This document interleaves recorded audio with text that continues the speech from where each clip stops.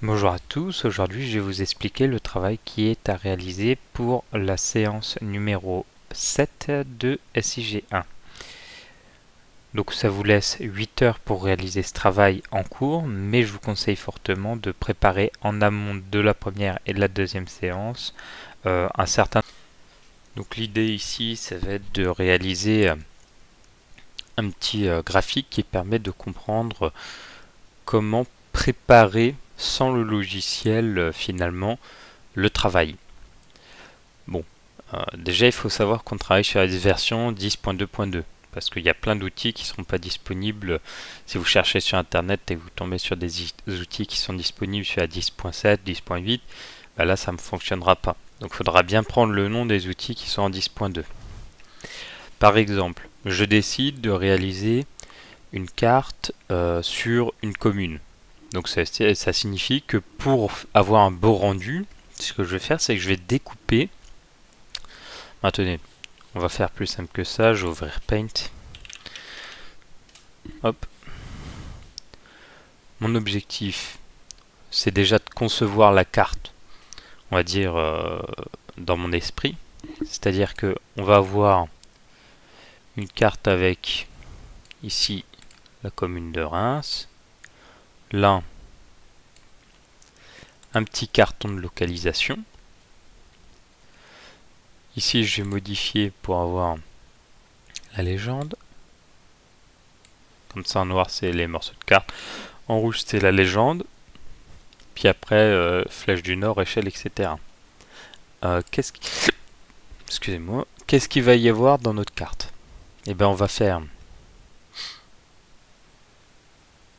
donc, on va voir un fond. Et ce fond, finalement, il va correspondre...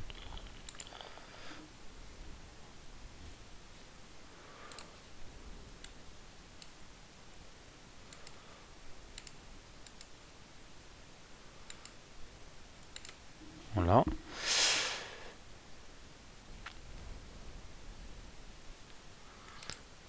Il va par exemple correspondre à un département. Donc là, on a...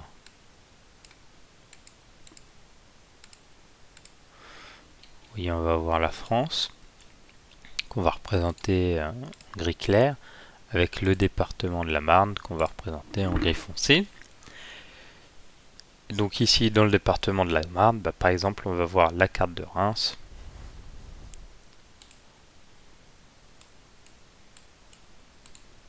Ah oui, je suis un peu bête. On remet les contours noirs. Hop.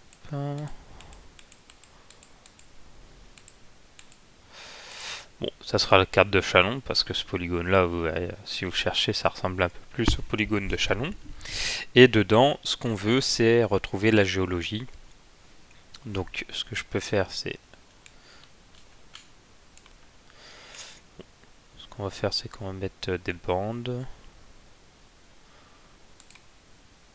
Voilà, c'est vraiment illustré, hein, mais bon. Voilà, et imaginons... Là. Ça va être vert comme ça va être comme ça.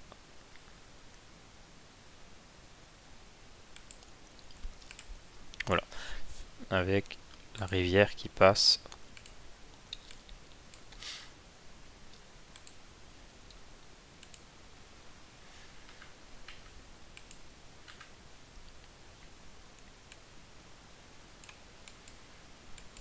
Voilà, là c'est la Marne. Donc l'idée, c'est que du coup, qu'est-ce qu'on va vouloir? Eh bien, il va falloir réfléchir. Donc là, on a notre carte qui est conçue avec le titre, l'échelle, le nord, etc. Et ce qu'il va falloir réfléchir de votre côté, c'est qu'est-ce que j'ai besoin pour réaliser cette carte-là? Eh bien, j'ai besoin déjà des couches. Donc, on va faire les couches de petits points. On a besoin des départements. Parce que vous voyez ici, on a la Marne et les autres départements français. Donc ça correspond finalement au fichier de tous les départements français auxquels on applique une symbologie pour obtenir la Marne. Mais bon, ça on va revenir dessus juste après. Il va aussi nous falloir les cours d'eau, les polygones des communes françaises,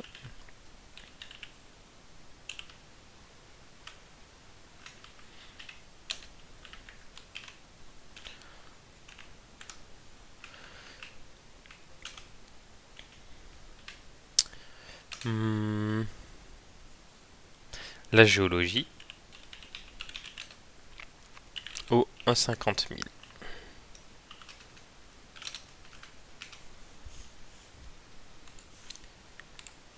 Donc ça c'est la première étape, c'est les couches qu'il va nous falloir. Donc là on peut le marquer E1.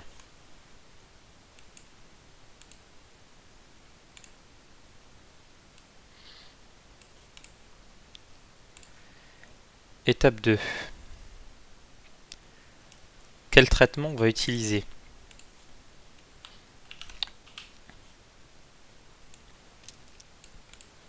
Ce qu'on va essayer de faire, c'est qu'on va mettre en face de chaque couche.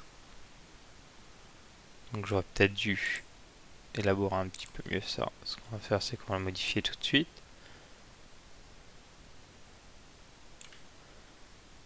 Hop. Et voilà.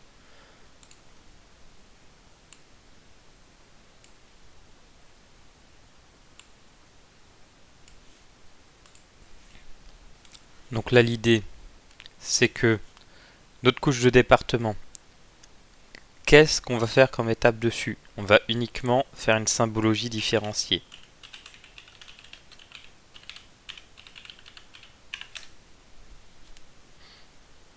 Donc, on marque juste symbologie différenciée.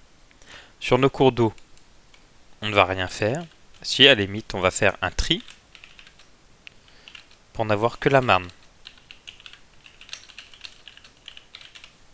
Donc ça, un tri, ça nécessite d'aller faire une sélection et une exportation uniquement de la Marne. La symbologie différenciée, bien, vous faites clic droit symbologie, et dans les différentes propositions de symbologie, vous pouvez choisir pour n'obtenir que pour faire apparaître de façon différenciée la Marne et les autres départements.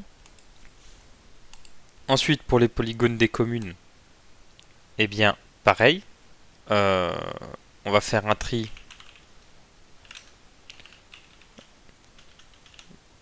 En fait, c'est même pas un tri, c'est une exportation uniquement de Châlons. Parce que là, on va avoir toutes les communes de France. Hein, donc nous, on veut uniquement Châlons-en-Champagne. Et pour la géologie, donc on va devoir... ça va se faire en deux étapes. La première, c'est de découper un 50 000 avec Châlons. Donc vous voyez avec la couche qu'on a créée juste au-dessus. La seconde, une symbologie avec le point lire par défaut. Parce qu'idéalement, c'est toujours bien d'utiliser le fichier de symbologie qui est proposé par le BRGM, qui est, on va dire, qui a déjà une certaine logique. Donc vous voyez ici, maintenant, décidément, voilà. Donc quand vous arrivez ici, eh bien vous avez déjà un projet de ce que vous souhaitez faire. Vous savez dans l'étape 1 qu'est-ce que vous allez devoir télécharger comme dossier. Dans l'étape 2, quelles sont les étapes à réaliser pour aboutir au résultat. Sachant que là, c'est pas très détaillé, mais vous pourriez aussi rajouter le fait d'ajouter la légende, le fait d'ajouter un bloc de données pour avoir d'une part ça et d'autre part ça. Vous voyez, c'est deux blocs de données différents, puisqu'ici on n'a pas le petit... on ne voit pas le petit polygone de Chalon. Voilà, c'est ça que je voulais dire. Et puis bon, après voilà, vous pouvez réfléchir à tous les outils que vous pouvez utiliser, sachant que l'idée va être de se dire, bah là j'ai besoin de l'outil découper. Bon bah comment est-ce que je fais une découpe? Je vais sur internet, je marque découper ArcGIS. Et puis là, bon ben, on tombe sur Desktop ArcGIS, donc c'est important que ce soit pas ArcGIS Pro, hein, donc le lien qu'il y avait juste en dessous. Là, on voit qu'on est sur la version 10.3 d'ArcGIS, hein, ça fait partie des documentations archivées. C'est parfait. Vous voyez, là, on a l'outil à découper, on voit input, clip, feature, machin chose, et on voit comment il s'utilise. Donc ça, c'est intéressant, c'est exactement ce qu'on veut. Sachant que l'idée, c'est que forcément, vous n'allez pas connaître tous les outils, parce qu'il y en a vraiment beaucoup. Donc là, je vais juste vous les faire visualiser, comme ça vous pourrez vous poser des questions. Est-ce que j'ai besoin de cet outil? Ce que je vais faire, c'est que je vais mettre les mêmes extensions qu'on a à la fac. Ouais, c'est déjà fait. Donc comme ça, on pourra vérifier. Donc ceux-là, il me semble qu'ils ne sont pas disponibles. Voilà, très bien. Ensuite, donc ces deux boîtes à outils là, on ne les a pas. 3D Analyst, on a tout. Donc là, on va avoir, vous voyez, un certain nombre d'outils. Hein, donc ce que je peux faire, c'est que je peux les laisser ouverts comme ça vous avez leur nom. Donc vous pouvez essayer de deviner vos besoins en fonction des noms que vous voyez s'afficher. Donc là on a des outils de conversion, d'entité 3D, qu'est-ce que ça signifie? Oui, bon, ça à mon avis vous n'allez pas en avoir besoin. Gestion des données, pas besoin à mon avis. À mon avis pas besoin. Raster interpolation, ça vous en aurez peut-être besoin. Oui, on peut ouvrir cet outil avec les extensions que vous avez. Donc l'IDW, le crigeage, le spline, etc. c'est des méthodes qui vous permettent de passer d'un nuage de points à des surfaces d'aplats de couleurs. Je crois qu'il y a une vidéo là-dessus sur ma chaîne YouTube. L'idée c'est de passer d'un nuage de points à in fine un raster. Donc une image en pixels, si on se comprend bien. Raster mathématique, et bien ça vous permet finalement c'est un petit peu la calculatrice raster dont j'ai pu parler précédemment. Enfin je sais pas si j'en parle dans cette version de la vidéo, mais l'idée c'est que si on prend le NDVI typiquement, on prend des photos satellites avec différentes bandes et l'objectif va être de faire des calculs entre ces bandes là. Donc on va dire le pixel quand il rencontre en gros on superpose les matrices de pixels et on se dit bon là on va faire une opération qui correspond à faire ça fois ça divisé par ça et là ça nous donne finalement notre indice LDVI. Et bien ça se fait avec ce type d'outil. Plus spécifiquement la calculatrice raster qu'on verra bien sûrement après, mais quand on a des opérations simples à faire, eh bien vous voyez multiplication, soustraction, addition, division, on peut déjà quasiment tout faire, eh bien on peut passer par ces outils qui sont un petit peu plus simples. Ensuite on a les reclassements, ça finalement on peut déjà le faire dans les propriétés de la couche, mais ça permet de le faire un petit peu plus précisément. Donc ça c'est le reclassement des pixels, hein, c'est à dire que si on décide qu'au lieu d'avoir des nuances de gris du 1 au 500 mètres par exemple, parce qu'on va avoir un modèle numérique de terrain qui va de 1 mètre à 500 mètres, on peut en gros utiliser ces outils là pour reclasser et avoir quelque chose de plus on va dire de plus étape par étape, enfin bref. Raster surface, bon là on peut faire des isolines, des ombrages, des pentes.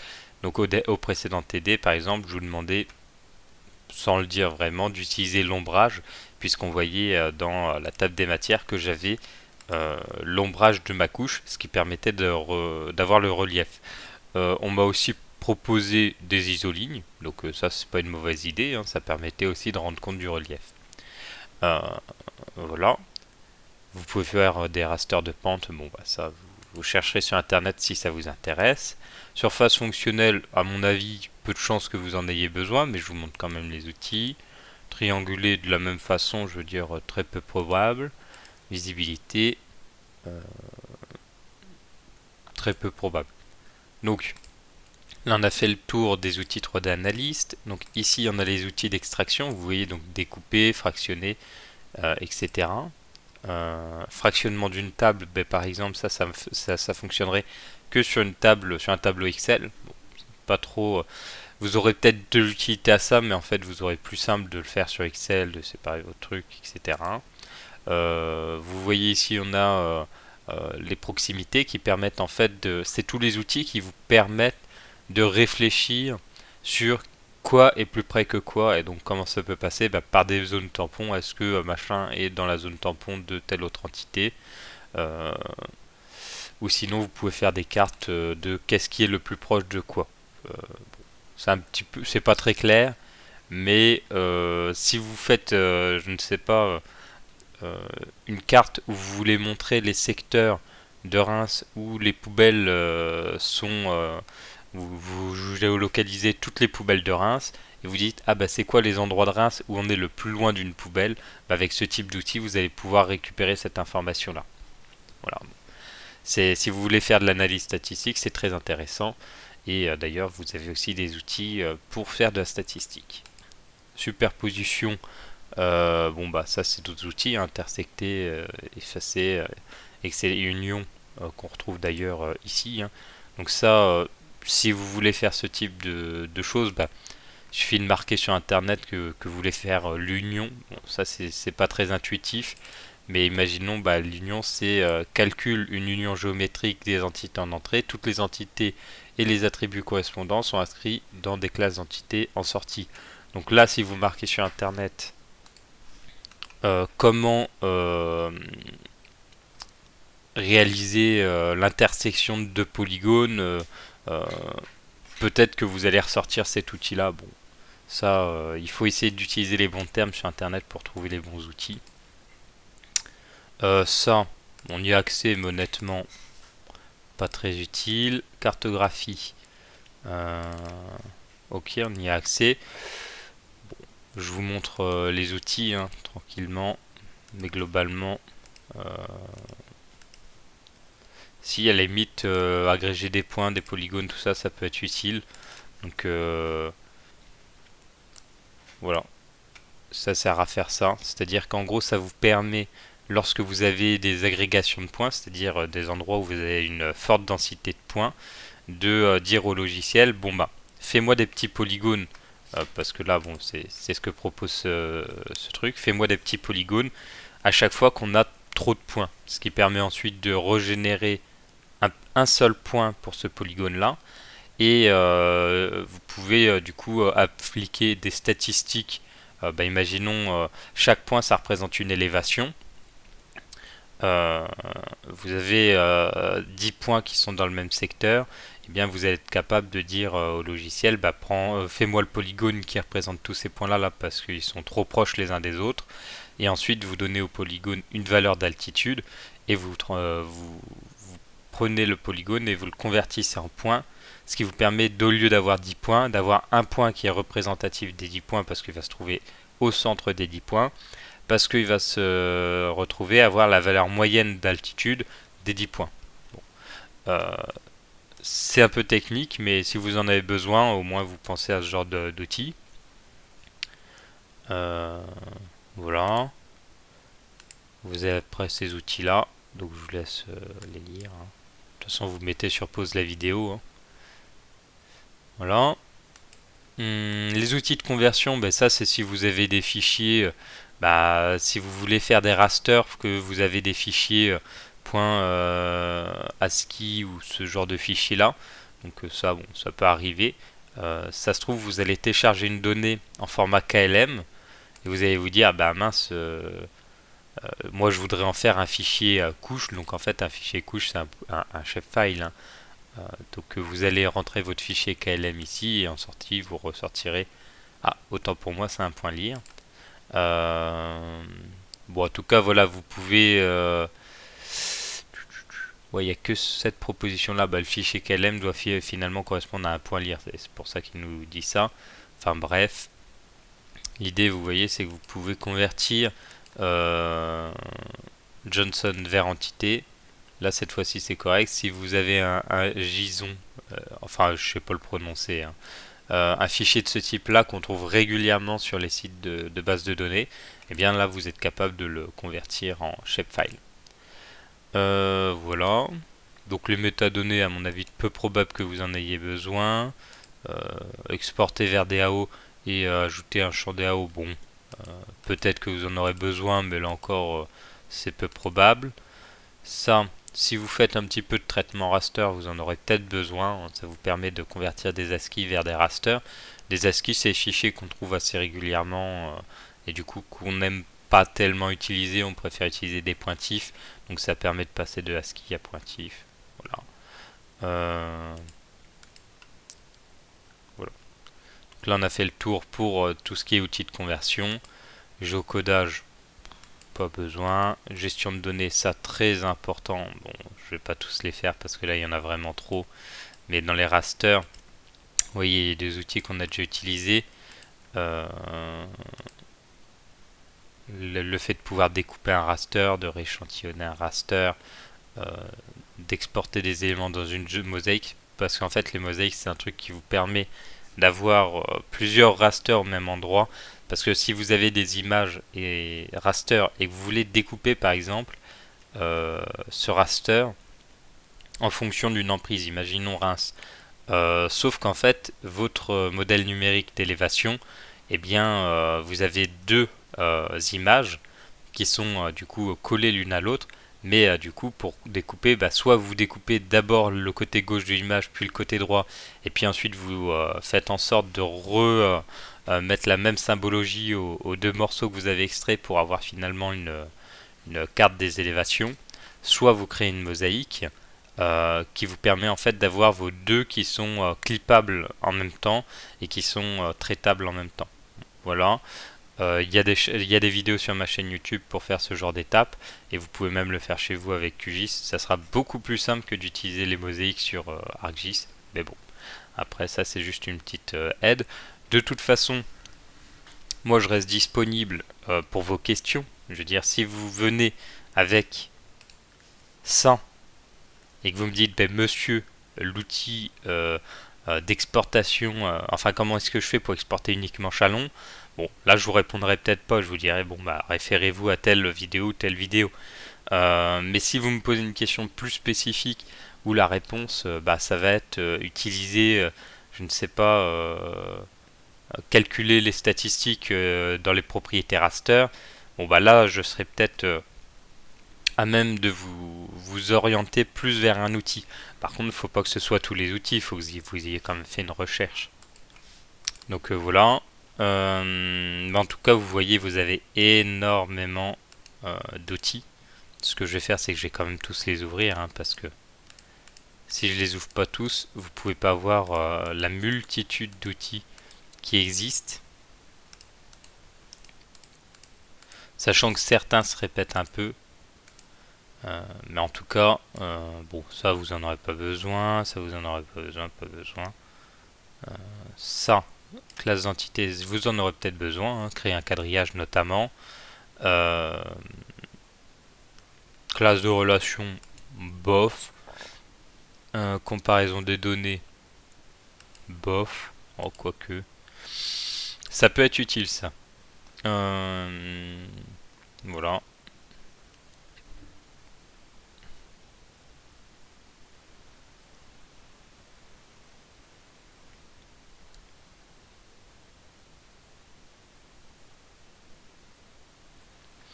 Bon, si vous voulez regarder, ça sera pas du tout utile. Ça peut être utile. Comme vous voyez, il y a vraiment des tonnes et des tonnes d'outils. Et en fait, quand vous marquez sur internet l'outil que vous cherchez, vous avez marqué, bah moi je veux un outil qui fasse ci ou ça, et bien sur ArcMap, ArcGIS, etc. Vous pouvez même le chercher sur QGIS, ce qui vous permettra d'avoir le nom de l'outil et ensuite de mettre le nom de l'outil et mettre ArcMap derrière. Parce que des fois, la documentation elle va être mieux faite sur un logiciel ou sur un autre sur un certain outil. Et très très souvent, il existe les homologues entre les différents logiciels. Bon, là je suis en train de me dire que ça va être vraiment trop long de vous montrer tous les trucs, sachant que bon, cela on peut en avoir besoin, surtout l'outil des statistiques spatiales. Euh, donc ça je vous le montre vite fait. Voilà. Ça vous en aurez pas besoin, ça vous en aurez pas besoin. Outil de mise à jour quand même.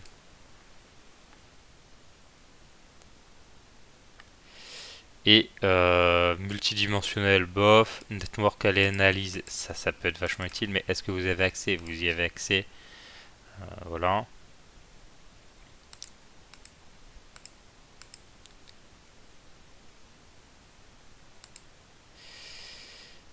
Voilà, voilà. Et ici, bon, là, vous allez voir vraiment. Est-ce que ça, on n'y a pas accès? Très bien. Donc ensuite, le dernier outil, la dernière boîte à outils, c'est la Spatial Analyst, qui est aussi très très complète. Euh, donc là, franchement, je vais juste vous les ouvrir comme ça. Donc tout ça, c'est des traitements raster. Donc, vous voyez ici, vous allez avoir beaucoup plus d'opérations que ce qu'on a vu tout à l'heure. Tout à l'heure, on avait les standards, mais ici, on a vraiment toute une variété. Si je me trompe pas, quelque part, vous allez trouver la calculatrice raster qui vous permet de faire absolument tout ce que vous voulez. Ça, finalement, c'est des raccourcis qui permettent de ne pas avoir à s'embêter à chercher tous les... On va dire... à chercher tout ce que... Si je trouve la calculatrice raster, je vais vous montrer. Bon, peu importe. L'idée, de toute façon, c'est d'avoir du coup le nom de tous les outils que vous voulez utiliser, le nom de toutes les couches que vous voulez. Idéalement, faut avoir téléchargé toutes les couches quand vous arrivez en cours. Comme ça, vous n'avez plus qu'à aller chercher l'outil à son emplacement dans la base de données. Sachant que si vous voulez pas vous embêter, bah, vous pouvez utiliser l'outil de recherche qui est ici et juste noter le nom de l'outil et il va ressortir. Voilà. Donc c'est à peu près toutes les informations que j'avais à vous transmettre. Il faut bien penser à bien organiser le travail parce que 4 heures ça passe très vite. 2 fois 4 heures ça passe aussi très vite. Sachant que j'imagine que malheureusement tout le monde n'aura pas commencé à préparer. C'est aussi du fait que je vous l'envoie samedi à 8 heures, hein, évidemment. Mais j'imagine que tout le monde n'aura pas commencé à préparer dans ses groupes le sujet et toutes ces choses-là. Bon, voilà. Je vous souhaite bonne chance. Je vous demanderai, idéalement, bon, je vous demanderai, je vous le demande pas, mais si vous voulez me transmettre votre sujet avant lundi et mardi pour le groupe 2, n'hésitez pas. Comme ça, je vous valide ou non le sujet. Parce que il y a peut-être des sujets où moi j'ai quand même une certaine expérience des bases de données, tout ça.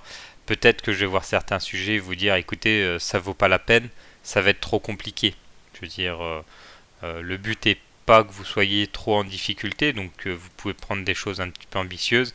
Mais par contre, si je sais que c'est des sujets sur lesquels il n'y a pas de données, ça arrivait notamment l'an dernier, des sujets tellement spécifiques ou tellement, on va dire, avec très peu d'applications cartographiques, eh bien il n'y avait pas de données, donc ça a nécessité de faire que de la digitalisation pendant sur toutes les cartographies. Et du coup, forcément, c'est intéressant en soi de rajouter de la donnée là-dessus, mais au final, vous passez votre temps à faire la même chose, c'est-à-dire à digitaliser. Donc géoréférencer, digitaliser, puis mettre en page des cartes. Et c'est quand même pas super enrichissant, on va dire, sur le point de vue du nombre d'outils utilisés et du nombre de choses utilisées. Si vous faites des petites maquettes comme ça avec l'étape 1, l'étape 2, la présentation générale de la carte, n'hésitez pas aussi à le mettre dans votre base de données. Vous mettez un petit fichier avec, vous appelez ça, je sais pas, pré-carte ou un truc comme ça. Et puis comme ça, ça vous évite dans le fichier des, vous avez deux Word, hein, comme je l'ai dit. Le premier avec les différentes étapes que vous avez fait, bah, vous mettez ça, hein, vous mettez les images les unes après les autres dans le Word. Et dans l'autre Word, bah, par contre, celui du travail, bah, là, faudra être plus exhaustif. Enfin, faudra présenter ça comme un vrai travail. C'est-à-dire que vous présentez ça en disant, en mettant une introduction, un matériel et méthode, des résultats des discussions, euh, et puis vous adaptez pour que ce soit bien. Voilà, bon bah je vous souhaite bonne chance et puis à la prochaine.